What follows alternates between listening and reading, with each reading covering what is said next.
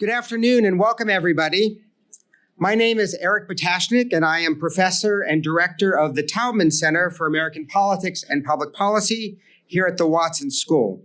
We are thrilled today to present the Noah Krieger Class of '93 Memorial Lecture. The lecture was named for Noah Krieger, a Brown undergraduate who was interested in political science, public policy, and economics, who died shortly after graduating from Brown.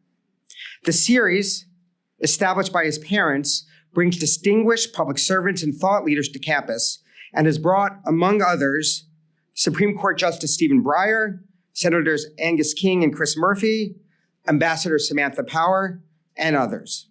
And we're delighted today to welcome the Krieger family here.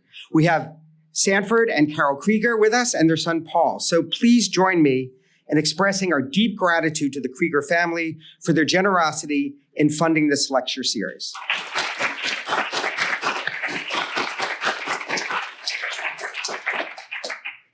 Today, I have the great honor of welcoming Jamelle Bouie, who will share his insights on the forces undermining democratic governance and on whether America's democratic experiment can survive the current moment.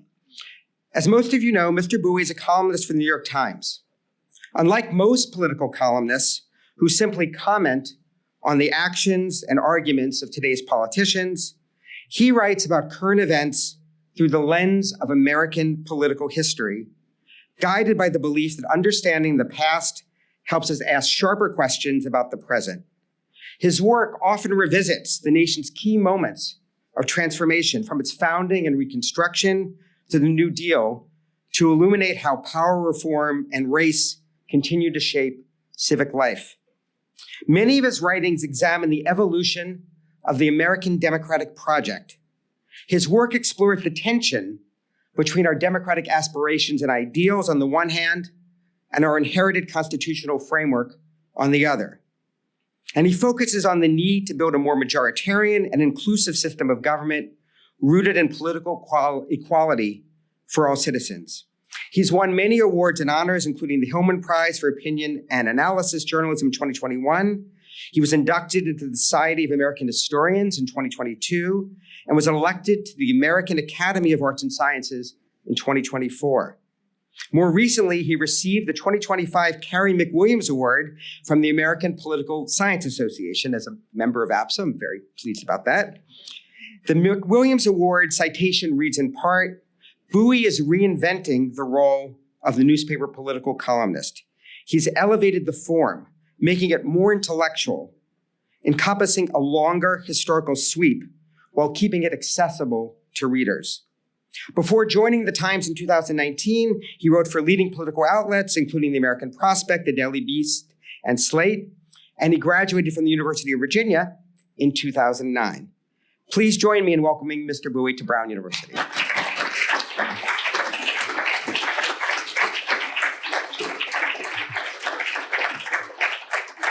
Thank you so much for having me. I chuckled a little bit hearing Eric give his introduction because he was like, yeah, he covers the founding and Reconstruction and the New Deal. And I'm thinking about what I wrote for this evening. It's like, yeah, that's going to be all right. Yeah, that's what I'm doing. It's a real pleasure to be here. It's been a while since I've been in Providence. I've never been to Brown before, and I wish I had more time to be here. But it's what I've seen is a lovely campus, and I hope to be able to visit again.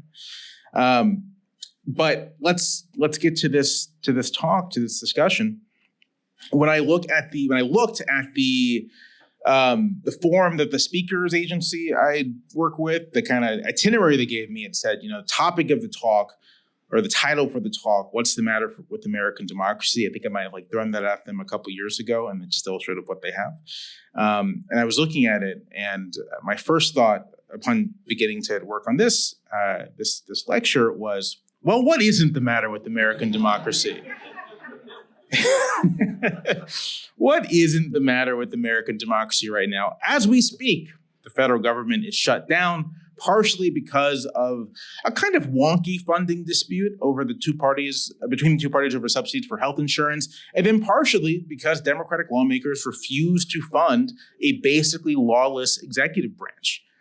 The story of the Trump administration so far, its second term, is of a White House that just doesn't recognize any legal or constitutional limits on presidential power.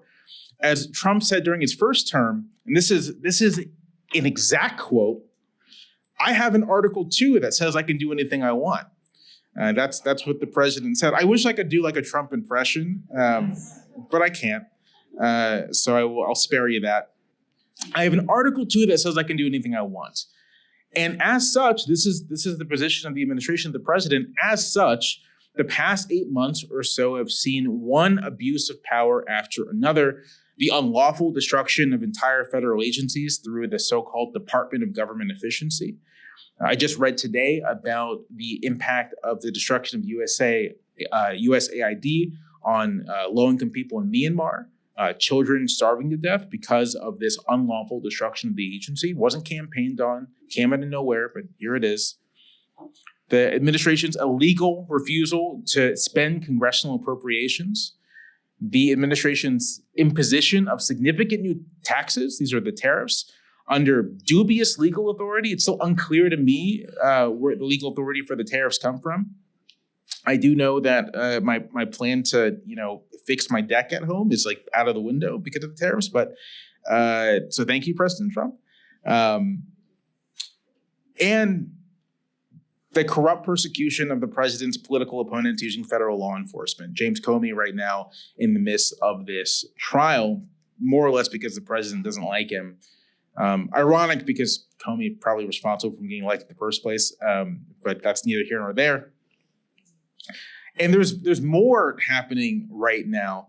The president is breaking with hundreds of years of practice and precedent and constitutional understanding so that he can deploy American soldiers to American cities, or as he said in Quantico last week, so that they can use force against American citizens. He sees an opportunity to use the force of the American military against American citizens who have basically done nothing other than express their discontent with actions in accordance with the rights they have as citizens. He is directing states controlled by his political allies to essentially invade states controlled by his political opponents. And although we don't often talk in this mode in modern American politics, that action of directing the Texas National Guard in Illinois into Oregon, that's a fundamental subversion of the American Union, right? That's a fundamental subversion of the idea that the states exist on an equal basis with each other. It is an attack on the equality and the sovereignty of the states, and really an attempt to put entire groups of Americans outside of what we understand to be the national political community. So to return to this question, what's the matter with American democracy? Everything clearly. Clearly, a lot is the matter. But with this rundown of the way that our system is being pulled apart at the foundations aside, I kind of want to move away from the question of what is the matter and more towards a question of what is happening exactly? What is all of this? What's the nature of what we're experiencing? Apologists for the president say that he is fulfilling a mandate. A mandate, I'd say, doesn't actually exist, but that's what they say, he's fulfilling a mandate. More, I describe them as Pollyannish observers, might say that this is all just a variation on ordinary politics. We elected Trump to do Trump things, and that's what's happening. But I also think that's wrong. I'm old enough. I dress like an old man, but I'm not that old. But I am old enough to know what normal politics was like, and it wasn't this. I think that the best word we have for our current situation is a crisis, and that's a word that's bandied out a lot. But I think it's a crisis of a couple things. It's a crisis of our political institutions, it's a crisis of the Constitution, and it's broadly a crisis of American democracy. And it's a system-level crisis. It's not just something narrow about a particular interpretation or a particular institution. It really is a crisis about the foundations of American democracy. And as I think about American democracy being in crisis, other system-level crises come to mind. And that in turn leads me to think about renewal. Like how has the country come back from its previous system-level crises? How did we resolve them? How did we, build back better, I guess you could say? Slogan didn't work out for Biden, but I'll try it here. So with the rest of the time I have here, I'm going to try to make my way through what I think are the four major crises of American history, their resolutions, and then what Americans did to rebuild in pursuit of something better than what came before. Because I do think that this is a moment that demands real and creative thinking about how to improve the country. I know it does not seem like we're in a place where improvement's going to come anytime soon, but history can happen very quickly. Events move very fast, and we don't actually know what the circumstances are going to be like in 4 years or 5 years or 10 years. And they might be circumstances for which we will want to have done some serious thinking about the kind of country we actually want to live in. So looking at how past Americans have dealt with these crises, I think, can be useful. You might be thinking, only 4 crises? Surely this country has experienced more than 4 crises. You can maybe name 4 over the last 2 years. And that's, we have experienced more than 4. But I think of these, I've used the phrase system threatening. I think of these 4 as special in that they kind of threaten the stability of the entire political order. It wasn't just a matter of intense division and contestation. It was a matter of, would the nation actually survive? And in their wake, they produced new institutions, new understandings, and new regimes, you could say, new ways of understanding what the American thing is. So at this point, I want to kind of ask you to take a slightly different lens to American history than I think we are accustomed to. And I'll do this by way of analogy. The French, as I'm sure most of you know, have lived under 5 republics. The first was overcome by Napoleon. The second was a brief return to Republican democracy after decades of monarchy. This was trampled by Napoleon's nephew, conveniently named Louis Napoleon. The third succumbed to the Nazis. And the fourth was overwhelmed by basically the contradictions of its colonial domination of other peoples. You should watch the Battle of Algiers. It's basically about that. The Fifth Republic, established in 1958, is what the French live under today. And we understand that framework quite well. They've had 5 revisions of their constitutional system. Americans, by contrast, pride ourselves on having an undivided history under one constitution. We've had a single ongoing experiment in self-government. But if you look closely, you'll see that this is an illusion. This is an illusion of continuity, that in fact, there's been a lot of change and sometimes quite radical transformation over time. And I would describe several different American republics with several different kind of constitutional bases, at least 2 outright different constitutions, and very clearly a first and a second founding. Our first republic began with ratification in 1788 and collapsed in 1861 at Fort Sumter. Our second emerged of the Civil War and was dismantled by Jim Crow at home and imperial ambition abroad. The Third Republic took shape during the very unusual circumstances of the middle of the 20th century. And then the fourth kind of emerges out of the Civil Rights Movement and out of Watergate as well. A different kind of political order than what came before. If you buy this view that there have been 4 American republics, more or less, then I think you can see quite clearly the outline of the crises that produce each of these different American republics. The first crisis of American democracy was the crisis of the 1780s. For most of the decade after the end of official hostilities with Britain, Americans lived under the Articles of Confederation, which you could call the Constitution before the Constitution. The American Republic under the Articles was not the national state that we understand it today. The Articles explicitly preserved, quote, the sovereignty, freedom, and independence of each state, as well as, quote, every power, jurisdiction, and right that had not been expressly delegated to the United States and Congress assembled. Congress, under the Articles, could make war, send and receive ambassadors, negotiate treaties and alliances, and regulate trade with Native Americans. It could not tax, which would pose to be a big problem. If Congress wanted new powers to deal with unforeseen circumstances, it needed unanimous consent from the state. Listen, I have 2 kids, and trying to get 2 kids to agree on like what topping of pizza they want is impossible. And I cannot imagine trying to get 13 separate sovereign powers to agree on attempting to do anything significant. And in fact, they didn't. That's what happened. This absence of any real power to do anything, as well as the absence of, or these high barriers to action, would very quickly become a problem as the 1780s progressed. So first, the Confederation Congress of the United States is operating under crushing war debt. Second, there is a lengthy and punishing recession in the 1780s that sort of forces state governments to raise taxes, and then also renders those state governments even more reluctant to give their requisitions to the national government. These were the voluntary contributions they could give. And then economic crisis, as it often does, brought civil unrest. And so to head off a bunch of rural discontent, states were passing pro-debtor legislation, intensifying conflict between those who owed and those who were owed. Rhode Island, kind of ground zero for some of this.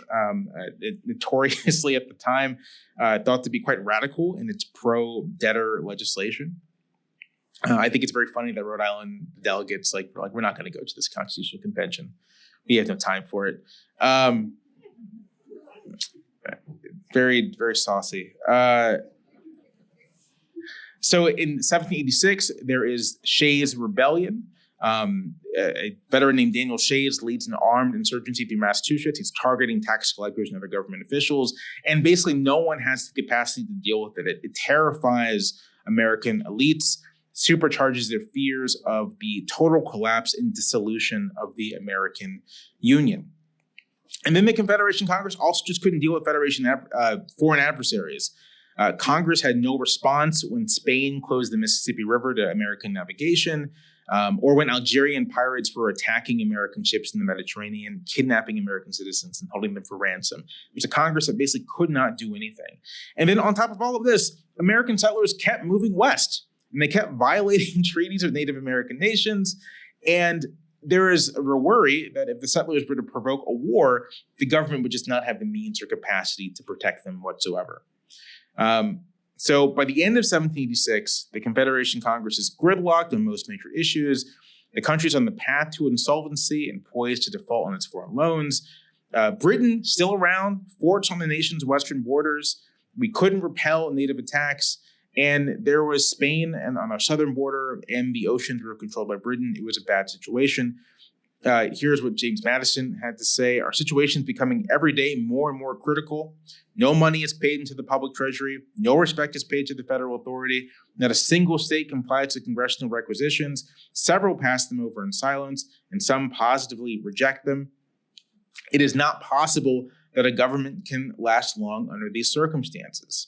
And this was the fear, that the government would simply not last long under these circumstances. And so Madison and other American elites at the time, other national elites, spring into action. They gather first in Annapolis in 1786, and they gather again in Philadelphia in 1787. And we're not going to go through the entire Philadelphia Convention, but it suffices to say that they wrote the Constitution. That Constitution is eventually ratified by a large part of the public that could participate. And the goal was to allow Americans to build a more stable, effective national government that could preserve their experiment in self-government without leaving the nation to the wolves. And despite moments of real instability and even the occasional specter of system-threatening crisis after ratification, this Constitution endured for about 70 years until it didn't, which brings us to our next crisis. This is the big one. Maybe the defining crisis experience of American history. This is the Civil War, which, depending on your perspective, is either the War of the Rebellion, yay, or the War of Northern Aggression, boo. Don't call it that. The official documentation the government put out in this 19th century is War of the Rebellion, and they're trying to bring it back. It's a cooler name for the Civil War. Anyway, the crisis of the Civil War has its roots in the resolution of the crisis of the 1780s. The overriding goal of the Constitution was to secure the Union. And to secure the Union, the delegates of Philadelphia basically insulated the defining institution, or one of them, of the young nation, slavery, from federal power. This was a strong, new, powerful federal government, but there are things it couldn't touch, and it couldn't touch slavery directly. And a lot of the delegates there more or less thought slavery was on its way to extinction. They weren't necessarily happy about some of these decisions, but they figured this is not an institution that's going to be with us for very long. But they were wrong. Thanks to industrialization in the UK, thanks to a well-timed invention, slavery explodes in growth at the beginning of the 19th century on the back of cotton production. And this, in turn, enhances the power and profile of slaveholders, who, it turns out, when slavery was growing, the Constitution's decision not to touch it with federal power and to even tie representation to the institution ends up making slaveholders incredibly powerful and influential in the national government. And over the next half century of the national government, they would come to dominate it in really important ways. By 1860, most of the Supreme Court justices are slaveholders. Most of the presidents have been slaveholders. Large parts of Congress have been slaveholders. And the most ambitious slaveholding politicians don't just want to protect slavery where it exists. They want to expand it to new territories, maybe even to outside the North American continent. Maybe there'll be territorial acquisition in Cuba and South America to further expand American slavery. There is a decade of bitter political disputes over slavery, not maybe longer than a decade if you want to parse it, but for our purposes, we're going to say a decade. Beginning with the Compromise of 1850 and the Fugitive Slave Act, continuing with the Kansas-Nebraska Act of 1854 and the Supreme Court's decision in Dred Scott a couple years later. And these bitter disputes and fights culminate in the creation of a new anti-slavery political party, the Republican Party, and the election of an anti-slavery politician, Abraham Lincoln, to the presidency. And you know how the story goes. And if you don't, you should. Faced with the reality of a federal government that might restrict the growth of slavery, the slaveholding states, beginning with South Carolina, announced their intent to leave the Union. By the time of Lincoln's inauguration, the Confederacy has taken shape. And when Confederate troops opened fire on Fort Sumter in Charleston Harbor in April 1861, Lincoln mobilizes what's left of the country for war. And after 4 bloody years, and this is a particular preoccupation of mine, but I do think we've lost in the present the extent of the bloodiness. 3 million Americans are killed and wounded in the fighting out of a population of 30 million, 1 out of every 10 Americans. The United States emerges intact. Slavery has been destroyed. Lincoln has been killed. 4 million enslaved people are now free. And the crisis of the war leads to a crisis of the peace. What do we do with the people who were slaves? And how do we remake what was a failed constitutional order? This is a very unique situation a nation's faced in modern history. You can think of maybe the emancipation of the serfs as your closest analog. But 4 million enslaved people, not simply released from bondage, but nominally part of the citizenry as well. They're part of the country. They're not going to be removed. They're not going to be expelled. They are part of the country. What do we do?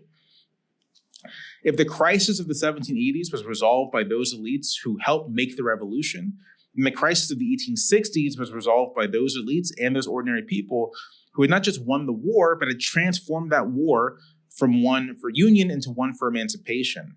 And so you have figures, people who should be household names. Another preoccupation I have, the names I'm about to list should be household names on the same level as Jefferson and Madison and Washington and all the Virginia crew. John Bingham of Ohio, Lyman Trumbull of Illinois, Charles Sumner of Massachusetts, Thaddeus Stevens of Pennsylvania, and our good friend Frederick Douglass.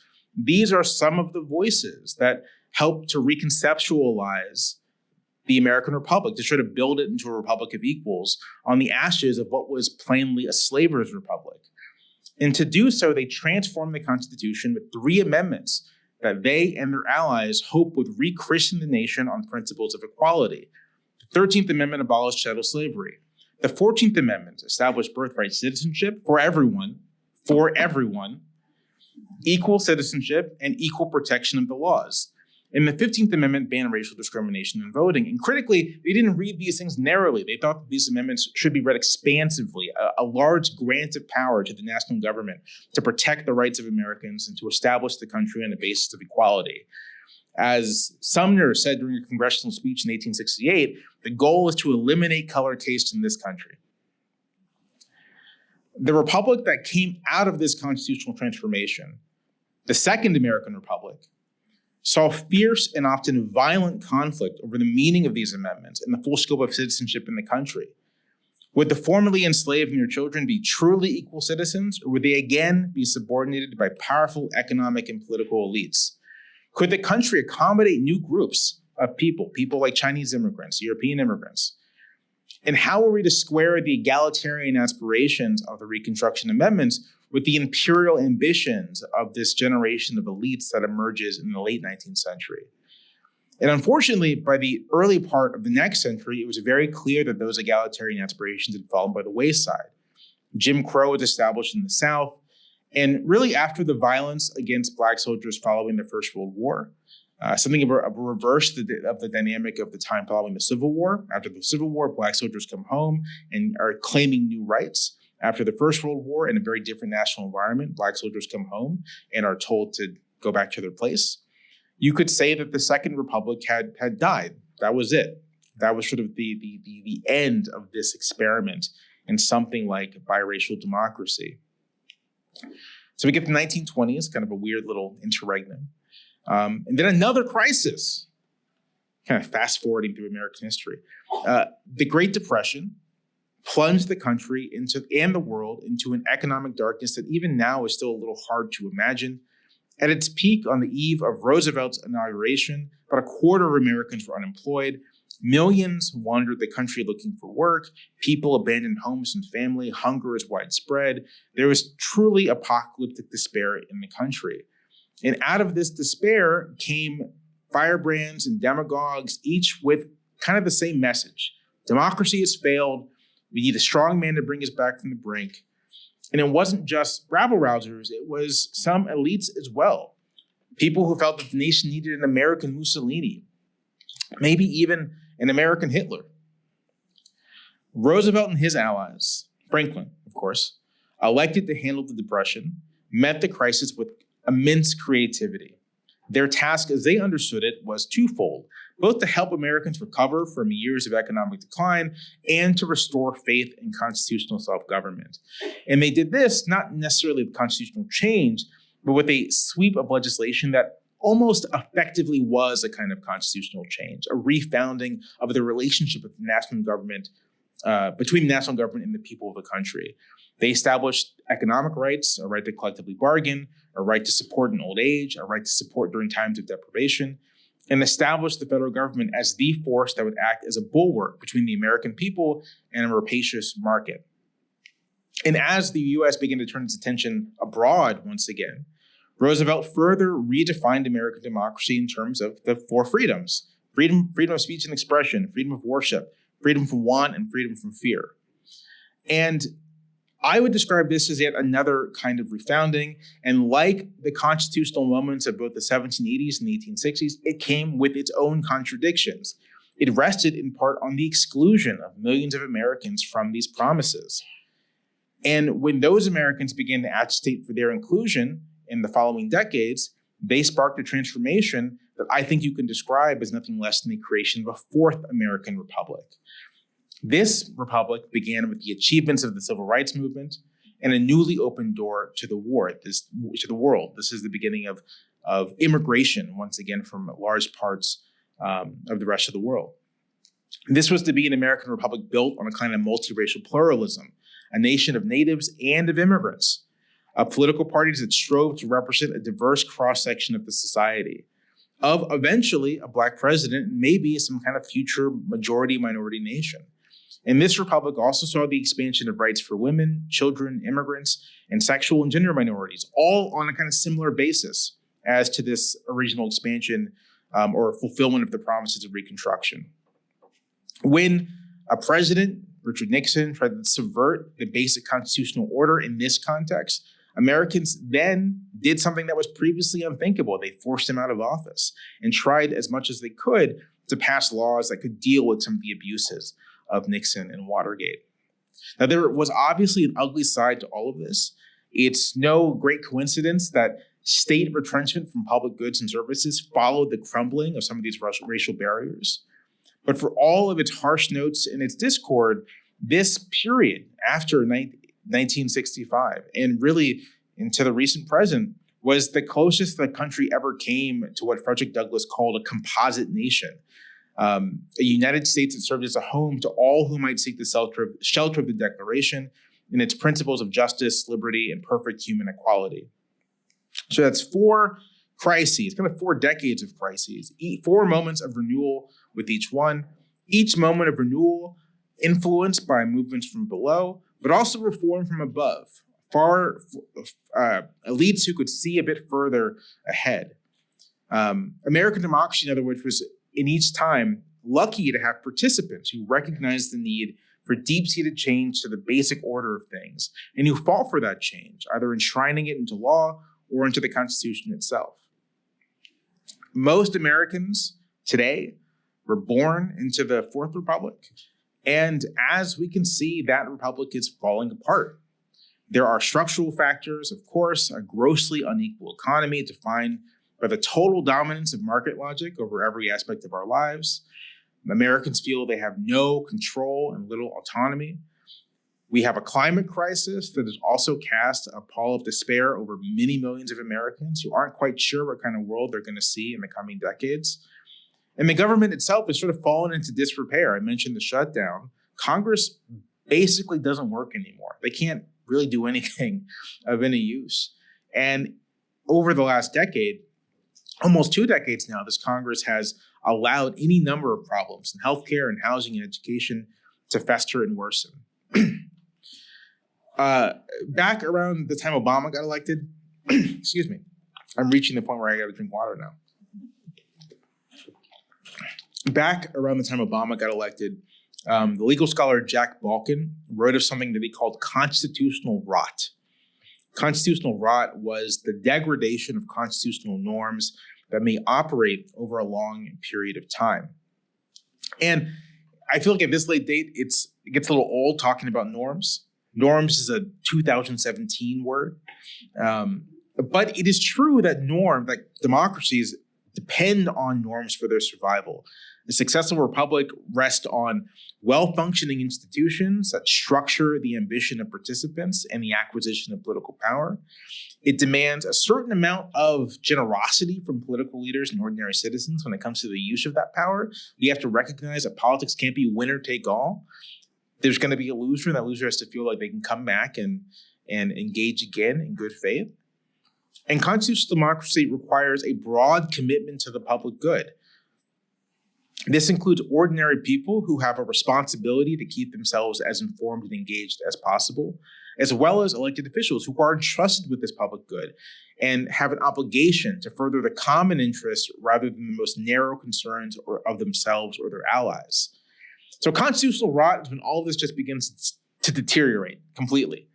It's when government officials reject the public good in favor of the private interests of their supporters and backers, when institutions completely fail to address public problems, when political actors embrace a nihilistic ethos of winning above all, regardless of the damage it might do to the overall society, when politicians reject any and all limits on their use of power and try to insulate themselves from any accountability, democratic or otherwise.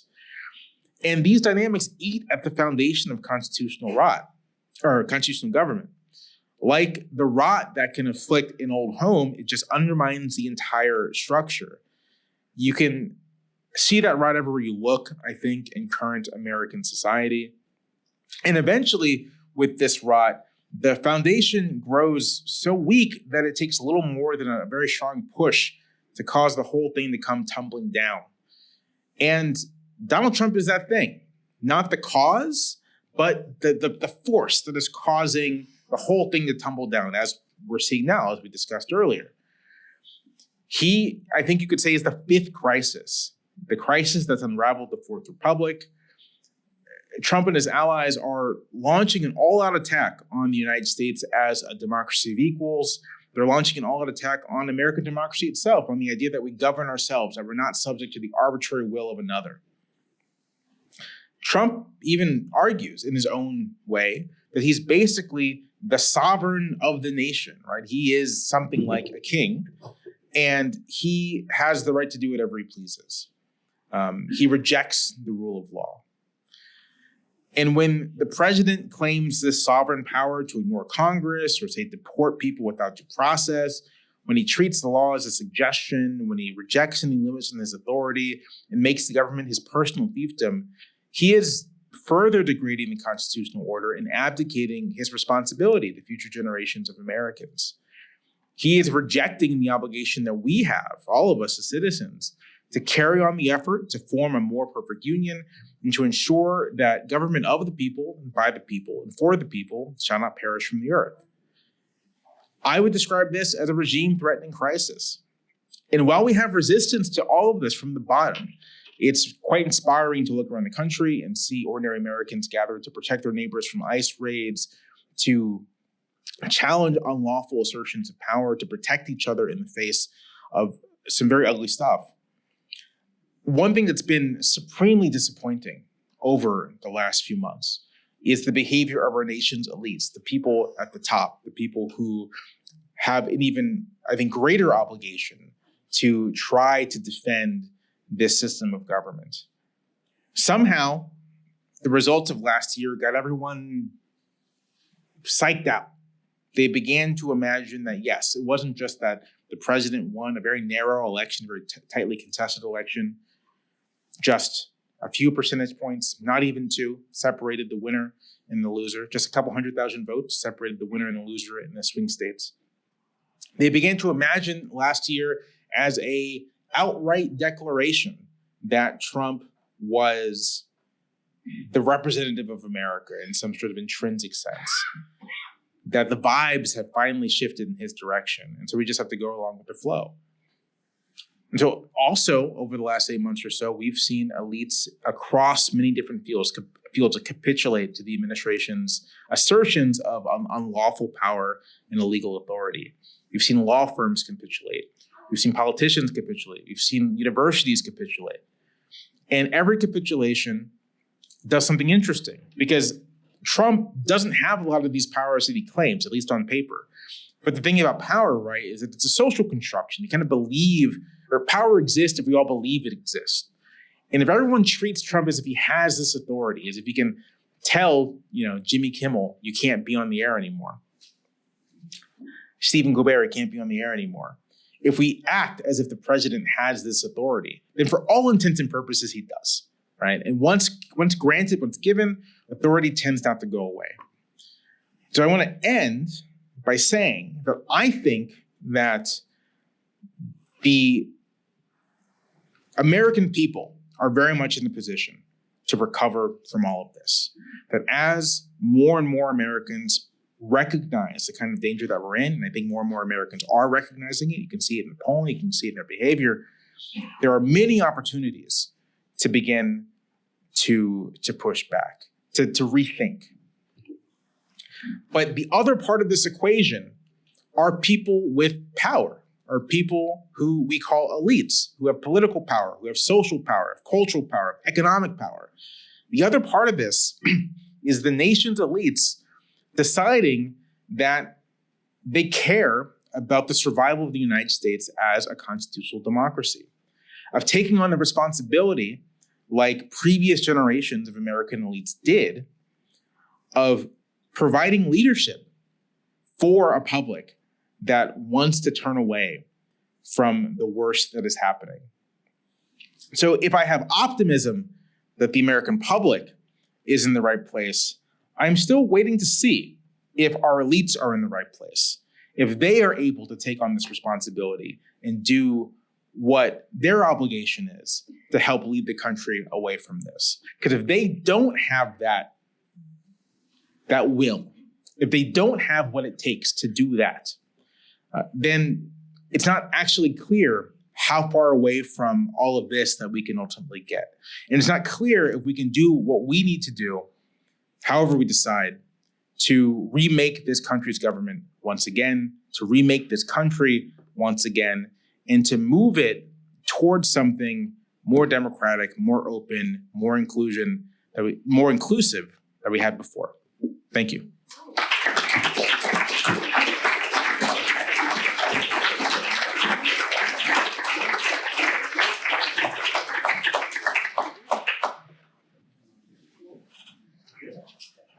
Mics are on. So we'll have a brief conversation, and I know many of you will be eager to ask questions. So I want to begin where you began, which is with the presidency.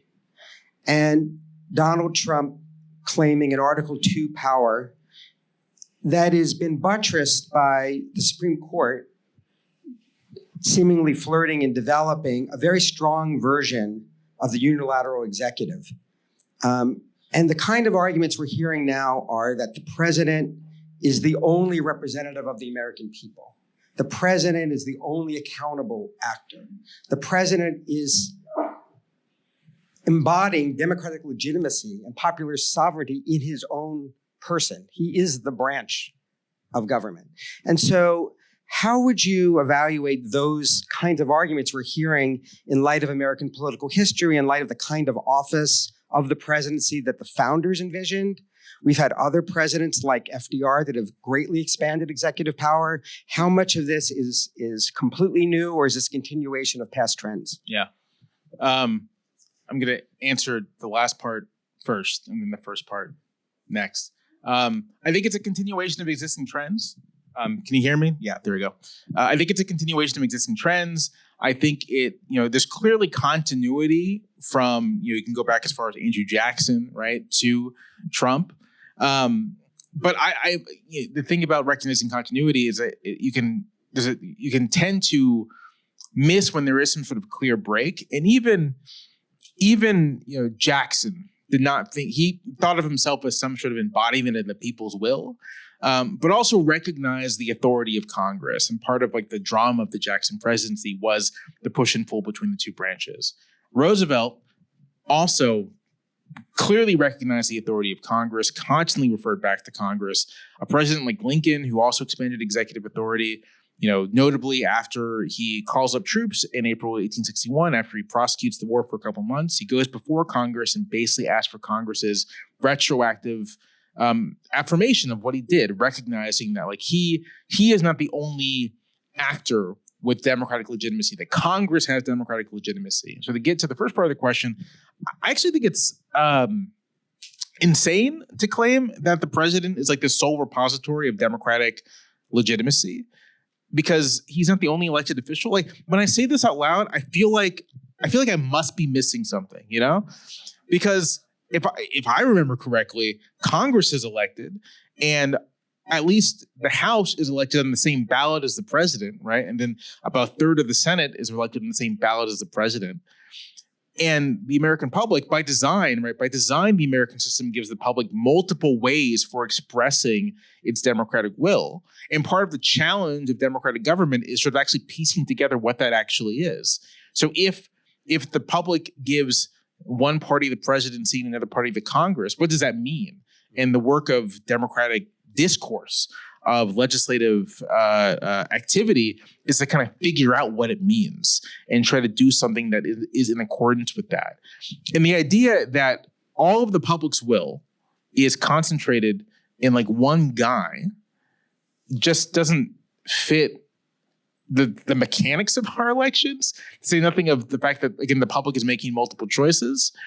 But then also, I think it misunderstands what the public is, because part of the claim is that this is a singular and undivided public will, but the public is not singular and undivided. The public is many different things.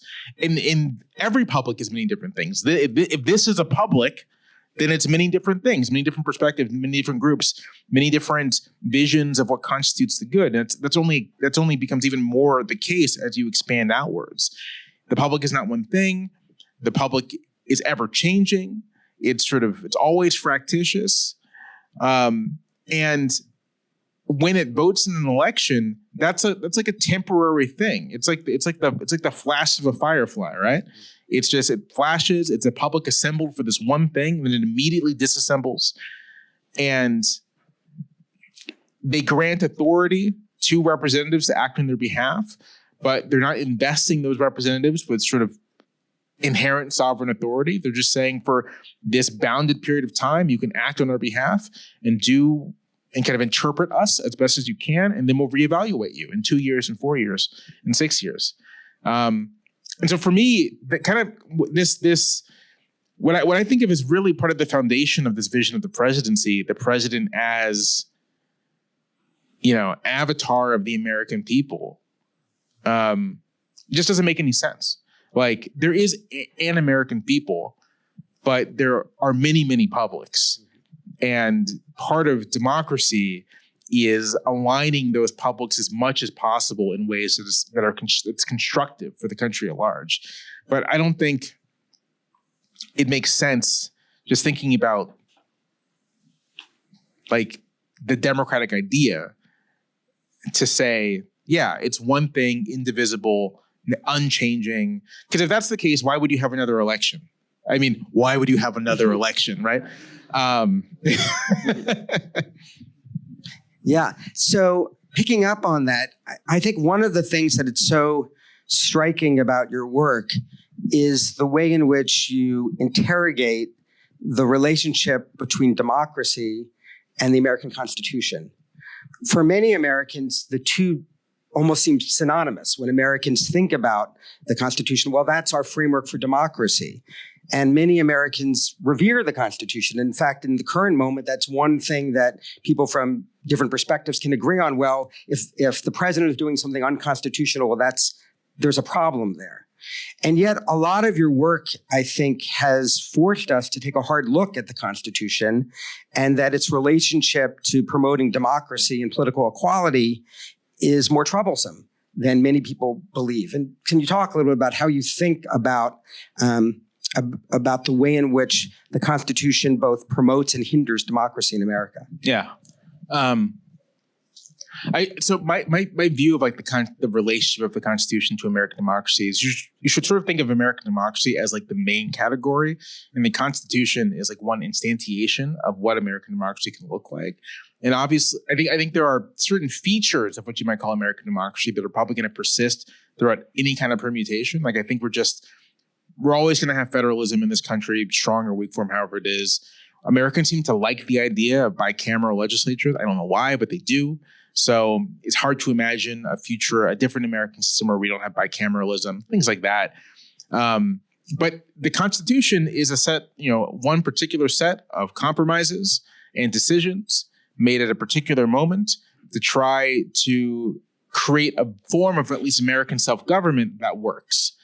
And I think one of our tasks as participants is to ask ourselves, well, does this actually work? Does this work for us in any given moment?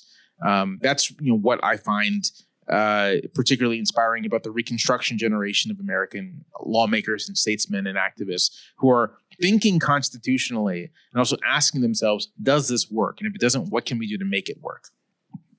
I think it's kind of easy to look at the existing structure of government and see the things that don't really work. Like equal state representation in the Senate, it doesn't work, right? It's sort of, I think it offends most people's basic intuitions about what's fair. Wyoming, a citizen of Wyoming has effectively 67 times representation of a citizen in California, which there's nothing special about living in a sparsely populated place. Like, all right, no one forced you there.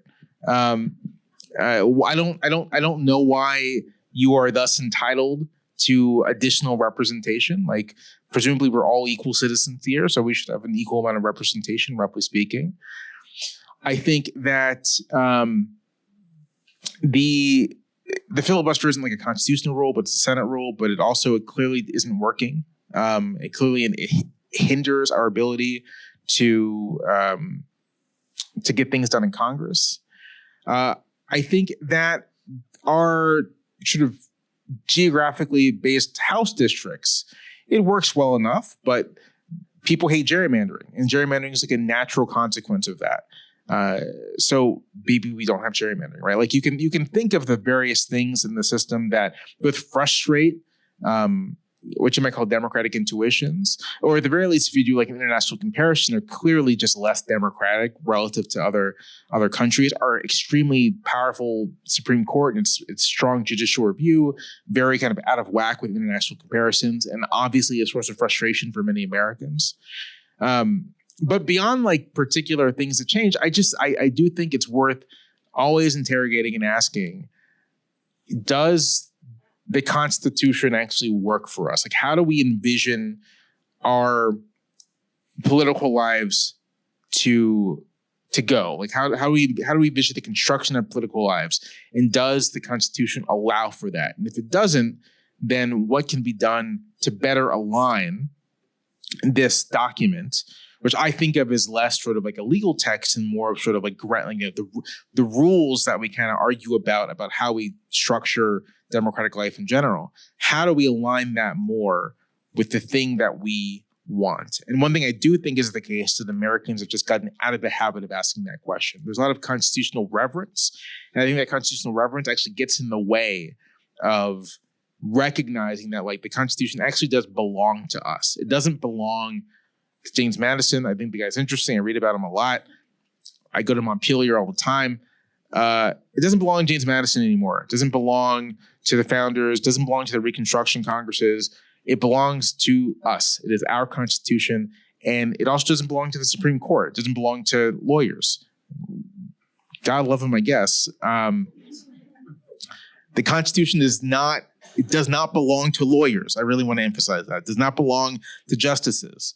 It belongs to us. And we have both a right and a responsibility to determine what it means for us and determine if it works for us. And last question from me before we open it up. So one of the things that makes an academic's heart go pitter-patter when they read a political columnist is when they see it influenced by political scientists. And so one of the exciting things in your work is I see a big influence of the great democratic theorist Robert Dahl in your work.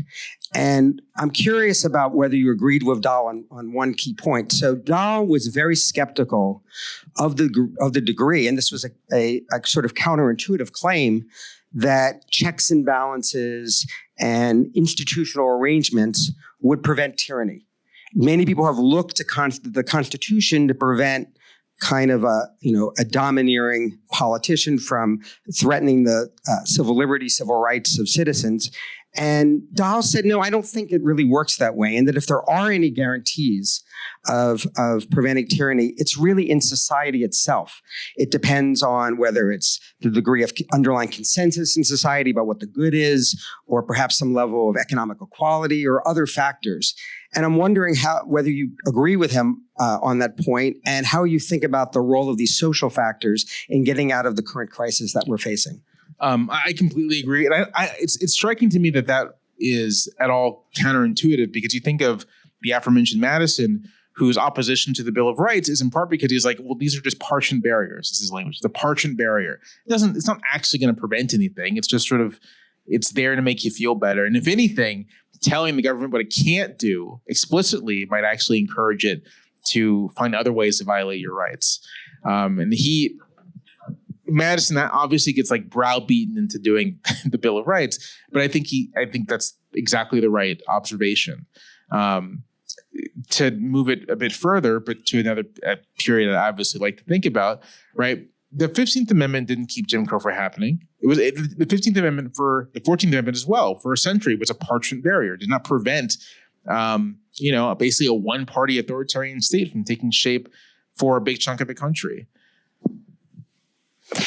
So I do think that the actual guarantees of like public liberty is necessarily the public itself.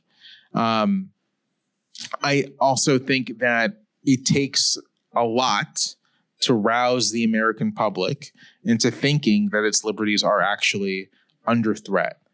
And, obviously I was disappointed with the last year's election result, but I also wasn't that surprised by it, because I do think that just in the way Americans are acculturated to think of presidential elections, think of partisan contests, I don't think people really believe that much was at stake, right? They didn't really believe that this was the kind of, all or nothing perhaps election that it was billed as by many voices.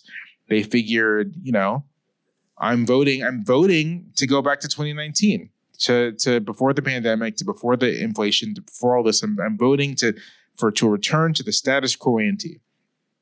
And in the past 8 months, now that it's become quite clear that that's not what you're getting, you're actually getting something very different, and not necessarily what you bargained for. You may have said, I would like more immigration enforcement. You did not necessarily vote for, masked agents. I was not going to use the word agents. I was going to use a meaner word, but I see that I'm on camera here. They did not vote for masked agents throwing, your neighbor's abuela into an unmarked van. So I think that as the public comes to understand the nature of what is happening, my hope, and I think this is happening, is that it'll respond accordingly in an effort to sort of like defend its liberties and begin to reassert itself. But critically, although it will reassert itself through various institutions that we have, like right through elections, through whatever, I think it would be a mistake to say that the institutions sort of like were the things that protected us. Like, no, like there's no guardrails. There's only people's choices. And unfortunately, many people made choices that have brought us to this place. But I'm a firm believer that, politics doesn't end and human agency matters. And that means that we can make a different set of choices to bring us out of this. And we won't return to what it was before, but there is an opportunity to do something new and hopefully better. Great. So why don't you return to the lecture, and then we'll pass around the mics and people can ask questions.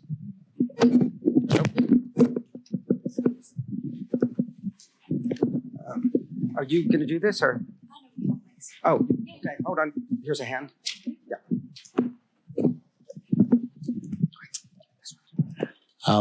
Thanks for that great lecture, Jamelle. It was a reminder of one of the things I love about your columns is forcing us to think historically and deeply rather than just respond in the moment to what seems to be bothering us, but to try and understand it historically in that way.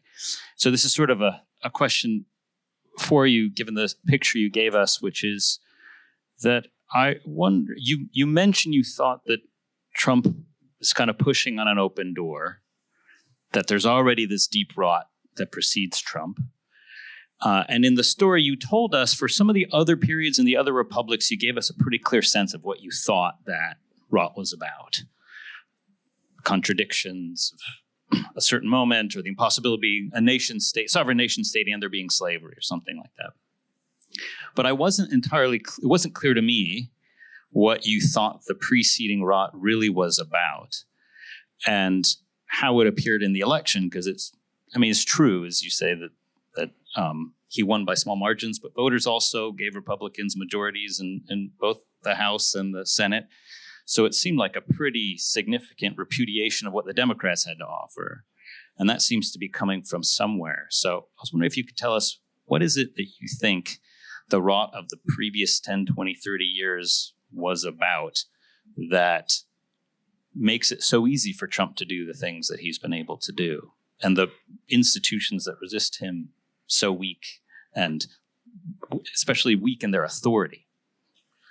I don't think it's a specific singular thing. I think it is, in a lot of ways, part of this elite abdication, right? So it's a Congress that basically, even before it kind of stopped working, was giving up its authority over a variety of areas to the executive. We don't want to legislate every year about budgets. So we're not. We're going to do like a big omnibus bill and we'll let the president figure out everything. We don't want to be that engaged in the business of foreign affairs, right? In the business of like managing American foreign policy. I have this bad movie podcast with a friend of mine. We watched bad movies from the 90s and we try to historicize them, but we mostly just watch bad movies from the 90s. And part of the conceit of the podcast is that we will look at the New York Times front page for the day the movie was released, which you can do with the help of timesmachine.newyorktimes.com, available to subscribers. And A.G. Salzberger has a gun to my head. Occasionally you'll get like a front page where it's just like, from the 70s or the 80s, when we go back that far, where it's just sort of senators and lawmakers like actively engaged in American foreign policy. And if you go back further, right, in the 19th century, often the president wasn't involved in foreign policy. It was just sort of like Congress people deciding, yeah, I'm going to go to Japan and like hey, I'm America, and then they do American foreign policy. And basically with the beginning of the war on terror, although obviously before, you have Congress giving up oversight power, giving up any responsibility for foreign affairs. And one aspect of the rot is this. It's just Congress's abdication of its constitutional responsibilities. But nature abhors a vacuum. And so as Congress gives up its constitutional responsibilities, things still have to happen. And so you either have the presidency increasingly exercising unilateral authority, or you have the courts, and the Supreme Court in particular, kind of exercising its own kind of unilateral authority, engaging in what is basically just policymaking, but policymaking under the assumption, right, that someone has to do something. I wrote last year about the court's ruling in Trump v. U.S., which I think is a bad ruling. I think it's, depending on how things work out, it's either going to be like the worst or second worst ruling in the Supreme Court. The worst right now being Dred Scott, which gives you what I mean when I say depending on how things work out, right? Like, if we're lucky, it'll be the second worst, right? But I can, if I try to imagine like a good faith explanation for that ruling, it's this, that John Roberts and the majority in the court recognizes that Congress is unable to hold presidents accountable for anything anymore. And so something has to happen, and the decision they came to was, if the only entity capable of holding a president even remotely accountable is the public, and Congress is too divided with partisan fighting and its own dysfunction to do that kind of work, we're just going to immunize the president from criminal prosecution and save it for the public. Let the public do its thing. And if the public decides they want to keep the president in, then there you go. Then we're done. Sort of an attempt to fill in the gaps left by Congress. The rot to me, from my view, and there's like a political economy story to tell here too, but constitutionally speaking, it's just the collapse of Congress as an institution, and the corresponding increase in executive authority and prerogative, the corresponding increase in court prerogative. You notice that like Trump, the only real other institution Trump even attempts to heed is the Supreme Court at this point. And I think that introduces insane dysfunctions into the American system. This is like not how the American system was meant to work, and it's not working as a result. Over on this side.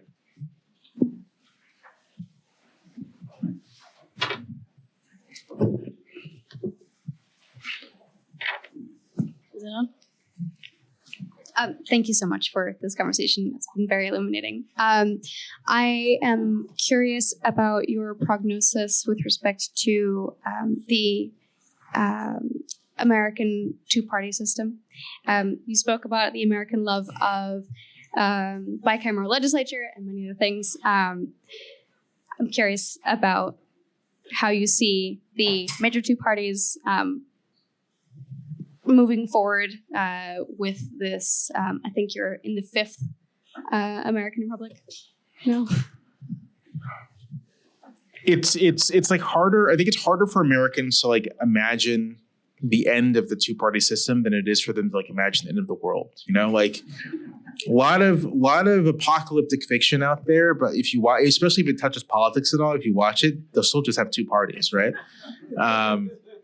Very hard for Americans to think of a world outside of two parties, although of course there have been times when there have been multi-parties, right? Like multiple parties vying. But even then, things tended to weight towards two for, I think, structural reasons, right? It's just sort of the way the rules of the game are written out that kind of produces a strong push for two principal coalitions. And as long as the rules of the game are what they are, especially in the House and the Senate, it's like, and with the Electoral College, it's actually very difficult to imagine the two-party system going away. But there are ways you could begin to move the country towards, even within the current rules, towards something that would look like multi-partyism. And I think we ought to do it because I think one of the things we're seeing today with the Republican Party is that because it's all winner take all, because you don't get points for being the minority if you in a given election, And because the Trump faction of the Republican Party is large enough to kind of sink anyone who doesn't get on board with it, there is, setting aside some of the other stuff that's going on, it's electorally just very difficult for any Republican to break off, even if they want to. There's no way for them to differentiate themselves from MAGA, let's say, and then also win as a Republican or a conservative candidate. They don't want to be Democrats, but they don't want to be this either, but they don't really have an option. And so I think one of the tasks is to figure out how to provide that option, which would also, I think, work to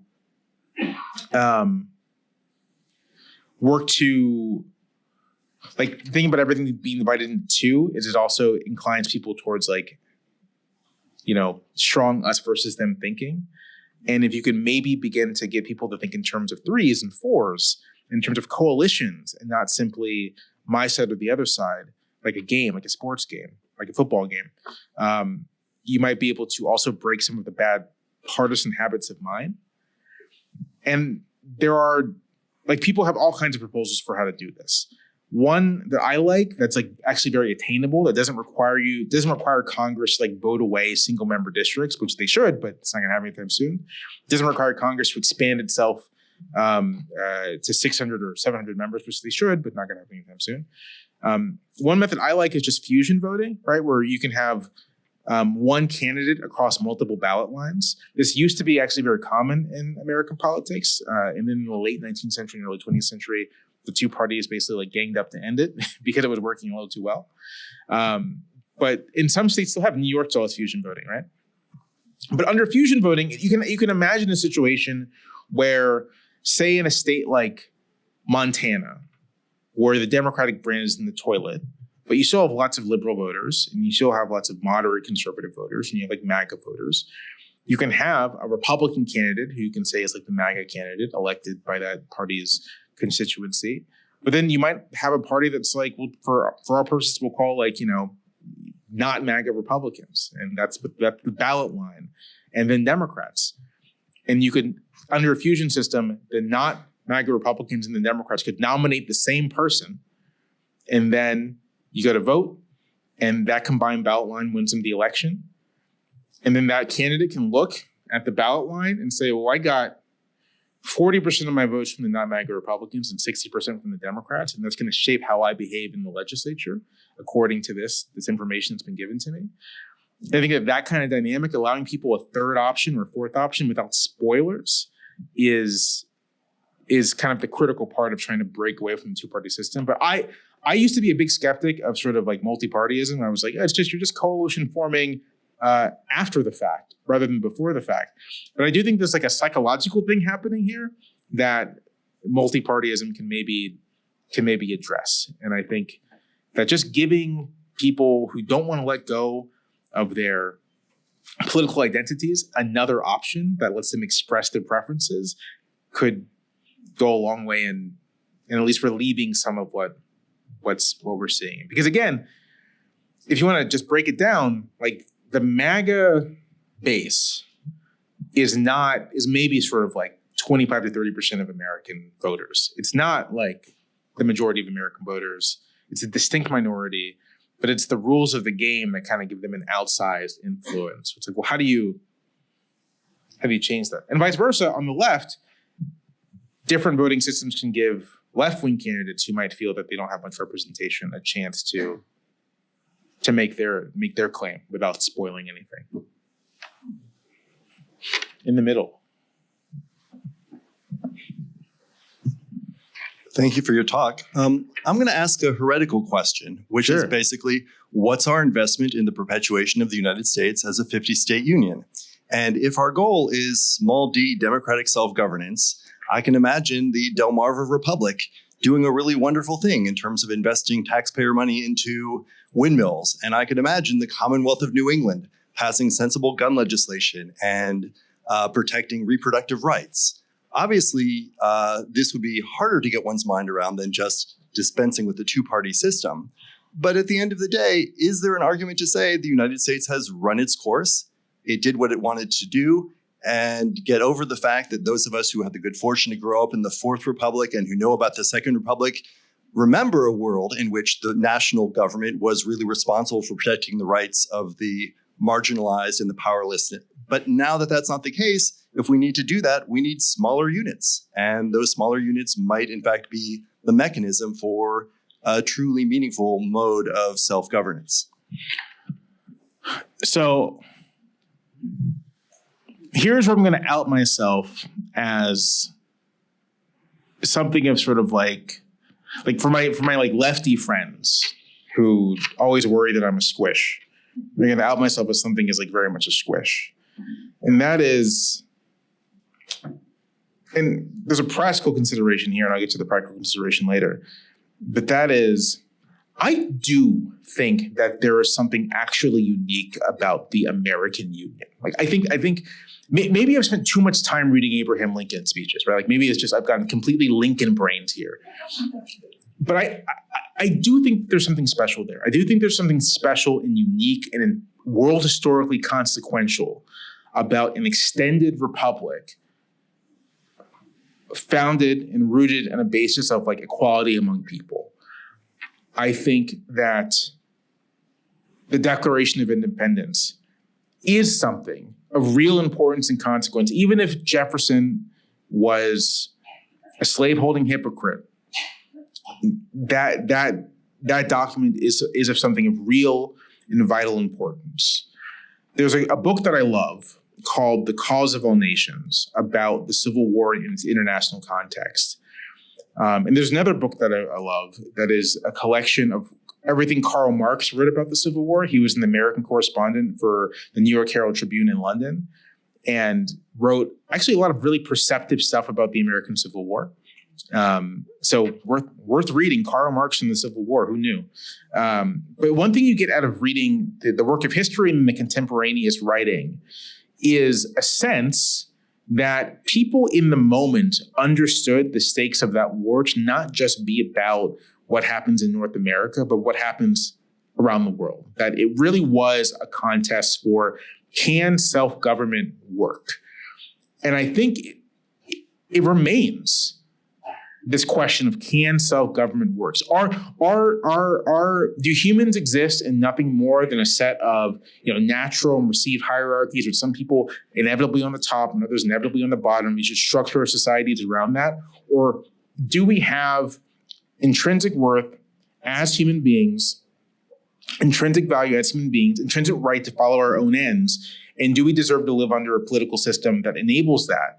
And is it the case, and I think this is true, that in our particular cultural context, the only kind of system that really enables it, that really makes that work, is a national union that spans the entire continent, or as much of it as has been included? Because this gets to the practical thing, right? Like the experience of like my family is that small units that are somewhat autonomous, not a good idea, right? Like my grandfather was born, he passed a couple years ago. He was born in 1939 and cast his first vote in 1968, right? And not because he didn't want to vote. My grandfather, totally politics pilled. Like when he was living, he would call me just to talk about politics, loved politics, but couldn't cast a ballot until my mom was 7 years old. And he was like well into his adulthood. And, my great-grandmother, who passed in 2007, was 100 years old, right? So she could speak fluently of not just sort of late Jim Crow like my grandfather could, but just in the midst of it, what it was like. And what you saw in the beginning of this country's history, what you've seen throughout, is when you don't have a national public of some sort that is forced to contend with national issues and think about the experience of everyone, you get the domination of, what Madison called factions, of what I like to think of as local tyrants, the meanest car dealership owner in your town now gets to decide if you can get an abortion. I mean, that's already the case in part of the country, but it's bad, right? That's not good. And a stronger, more robust national democracy would make that outcome less likely. And then I think we're seeing right now that a turn inward actually is a threat to democracy worldwide.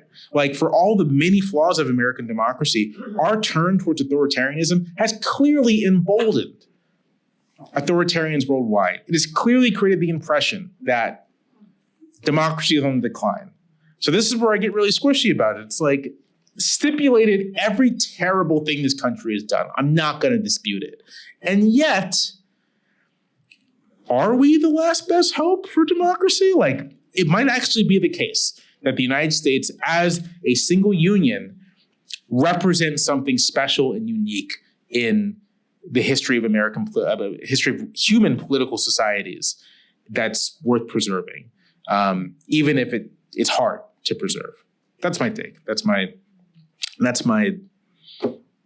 you're rotten with American exceptionalism take.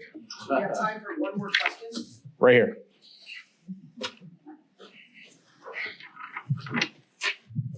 You said the magic word. Yeah. I was definitely going to ask about that, about how can we, especially if right now the American public is really us who are in the driver's seat, our elites are kind of out for a nap, I guess. Like, if it's up to us to fight for the kind of democracy we want to live in, how can we avoid potentially dangerous narratives of, for example, American exceptionalism, which I do think is different from what you were talking about before about, the historical uniqueness of our union. That's all well and good, but I think sometimes exceptionalism leads to things like, as you noticed, Americans being hard-pressed to notice when they're in a dangerous situation, right? Because, of course, right, we're an advanced Western democracy, like, we'll be fine, right? It's just the case. Or having too much reverence for the Constitution without thinking about the ways that we can impact it now. So are there any ways, especially globally speaking, that we can think about breaking out of American exceptionalism, forming sort of solidarities with other peoples who have struggled against authoritarian leaders? Like, what are some resources we can pull from, especially looking outward? Yeah. In this moment where we're really in crisis internally. When I think of American exceptionalism, I think of it as some belief that there's something special about us, which is not true. There's nothing special about us. We're just another collection of people thrown together, right? There's something special about the project that we might be engaged in, and that's worth cherishing. But Americans, as we clearly can see, no better, no worse than any other group of people. Maybe there are some worse groups of people, but no better, no worse, we'll just say. Looking out, like, outside of our borders, one of the things that I've always found really fascinating is how there was so much dialogue between the various stages of the American civil rights movement and anti-colonial movements abroad, right? That King and Bayard Rustin, like, they saw themselves in conversation with, and it's part of the same thing that's happening in other countries. And I think that Americans today would do well to, I'm going to urge people to look to their past, but also to look to other peoples who have either freed themselves from authoritarian rule or simply trying to make their own more perfect unions, to look at the things that they are doing as inspiration, as a guidepost, as a reminder that no, we don't have total freedom of movement. Like, we can't totally remake the world, but we can remake more of the world than we think we can. And other people have done it. We have done it. And those are important and useful examples. But for me, being how much I live in the past, my immediate thought is just like thinking about how our paradigmatic 20th century example of mass democracy, the civil rights movement, did not see itself strictly as an American thing, but saw it as part of an international movement of liberation, and the things you can draw from that as well. And to recognize, I think that the last thing I'll say here is to recognize that there has to be some continuity between our democratic aspirations here and our conduct abroad, right? If we are funding the destruction of an entire people how can we talk about democracy here, right? Like there has to be continuity between the two. So that's the other part of it, I'd say, that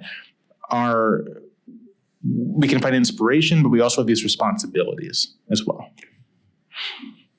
So I want to thank Jamelle Bouie for a very stimulating